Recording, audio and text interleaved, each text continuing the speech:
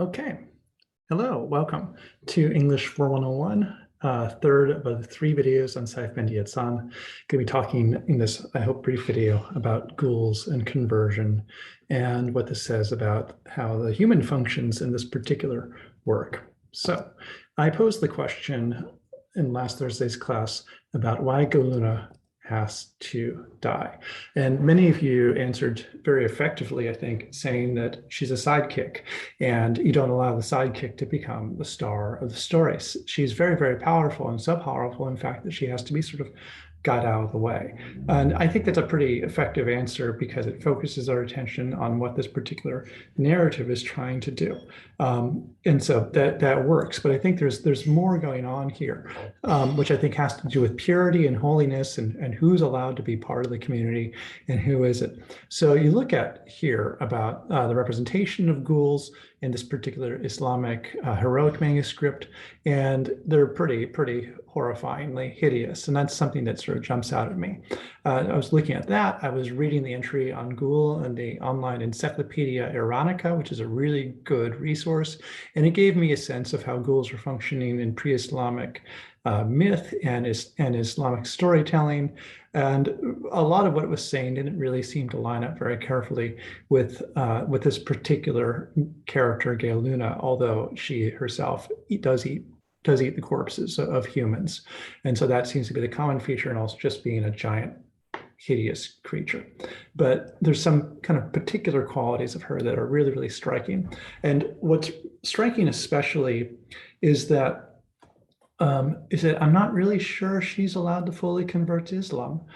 If you look at the back of your translation, you'll see the list of motifs that are used in this book, the kind of common narrative elements that you often find in heroic storytelling.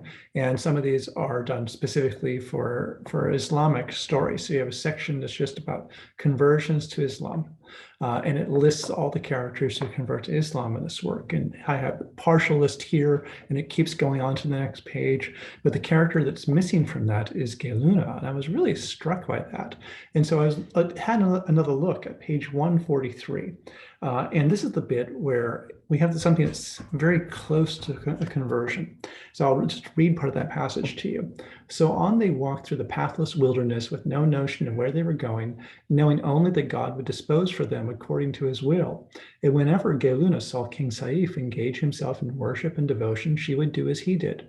And if she heard him invoke the name of the Almighty God, she would repeat his words, till God changed her state, and a new health became manifest in her. And she no longer ate the flesh of beasts alone. God gave her strength and power. She walked with King Sayf, and if he slept, she would guard him. If he was hungry, she would feed him. And if he was thirsty, she would give him drink. And if the road grew long and he weary, she would bear him on her shoulders. And that's the last bit is really kind of striking because it indicates she's still kind of a giant. She still possesses this extraordinary strength. And although she's no longer feels compelled to eat human flesh, and that she prefers now to eat cooked animal flesh with salt, there's still something about her that's indelibly different. And what's striking to me is that so many of the converts in this work, they are told us, they actually say out loud, there is no God but God, and Muhammad is his prophet. And we get that in the words of those particular characters, and sometimes it elaborates and it has them say things about Abraham, or we have things about ritual purification and so on. This is all done through paraphrase here on page 143. Ghaylouna watches what Sayf does, and she imitates it, and she says the words he's saying, but we're never told in her words that she's saying these things. There's some way that this text is really trying to establish a little bit of distance between Ghaylouna and full conversion. So I think the text is correct in not listing her as one of the converts, but she's sort of borderline, but borderline enough that the text is eventually going to mark her total inassimilation by killing her off. And I think it has something to do probably with the question of sexual purity and animal purity, if you, again, think about her lineage. So I want to make that contrast to the kinds of characters who can be converted despite everything we might think. And the example that comes to mind is a medieval work that I know fairly well because it's in Old French. It's from the late 11th century. It's called the Chanson of Roland, the Song of Roland. And it's a work that's about a great hero named Roland and his friend Oliver or Olivier. And they are ambushed in the Pyrenees by a giant Muslim army, and they're wiped out. They're all killed tragically, in part because of Roland's foolishness.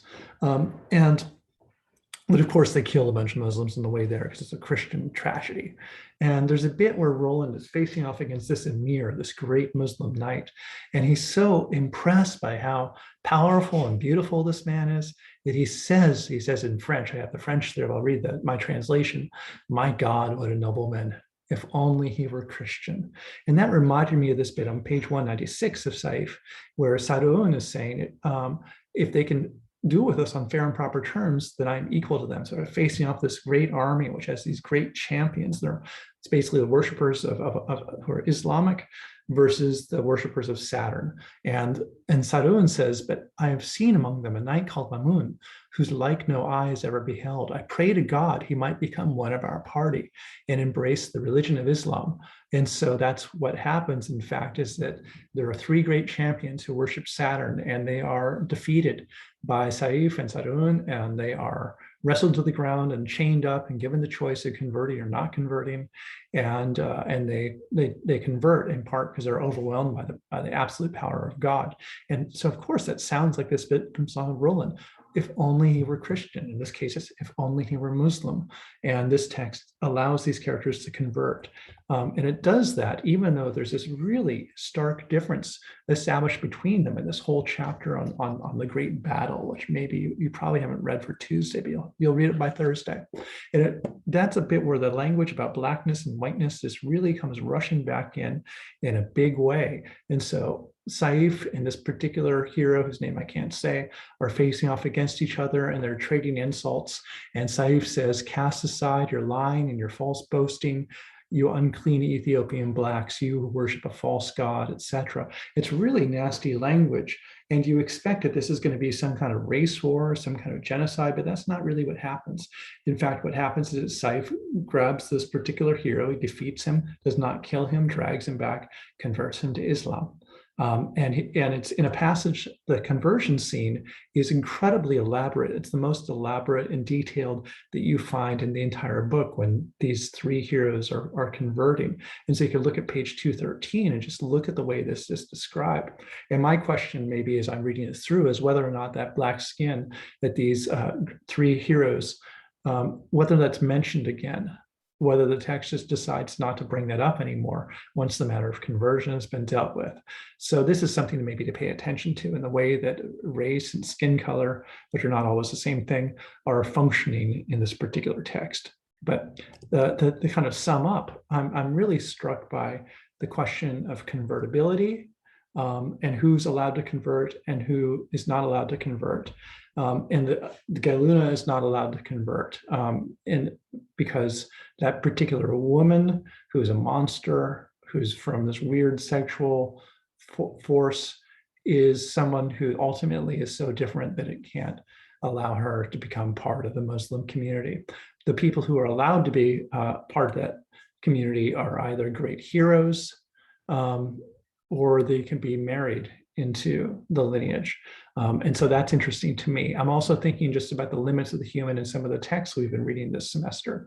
So Boethius and Ibn Tufayl and Philo present a kind of philosophical humanity, which, as many of you observed, is far in excess of any form of humanity that you yourself would personally recognize. This is really about cutting yourself off from society, cutting yourself off from all desire, making yourself absolutely refuse to submit to anything, to this point where that form of humanity strikes you as totally inhuman. I think the form of heroic humanity that Sayf bin Yazan offers is similarly totally inhuman, the kind of level of action and power that's expected of them to be admired as people whose lives are worth admiring and following and mourning, perhaps, is again so far beyond what we can ever imagine. So that's I think something to pay attention to as well. Who can be converted? It has something, I think, to do with the question of who is fully human, but the question of who's fully human and Sayf is so far beyond what we might think of as our own humanity that it raises questions about what you as a reader are supposed to feel as you're reading this, right? I also want to maybe talk about this either on Tuesday or Thursday, where the jinn fit into this, because they seem to be the great outliers. They often, many of them seem to be good Muslims, but of course they're not human. And so we can ask questions about what that is, and then pose again that question of where the rest of us fit into this, those of us who are just, I'm assuming, regular people. And there are several references to regular people in this, maybe a lot of references to enslaved people. And as you can see, their lives are not really things that this text is all that interested in, except as they're available to be converted or destroyed or enslaved. So the question of the humanity of these characters and the relation to heroism and the relationship to convertibility is where I hope we can have our conversation, at least for part of this week. So thanks for listening.